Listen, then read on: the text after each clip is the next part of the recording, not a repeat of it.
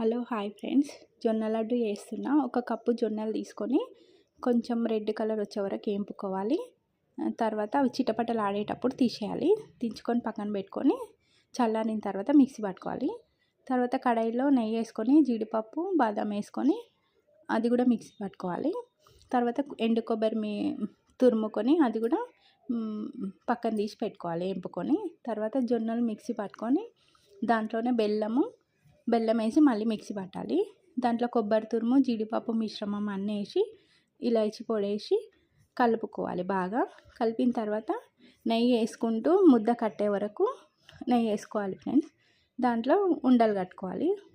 Laddu ready అయ్యి కట్టుకునేంత వరకు నెయ్యి వేసుకొని తర్వాత లడ్డు కట్టుకోవాలి ఫ్రెండ్స్. అంతే, ఎంతో టేస్టీగా ఉండే జొన్న లడ్డు రెడీ. నచ్చితే లైక్ చేయండి, సబ్స్క్రైబ్ చేయండి ఫ్రెండ్స్.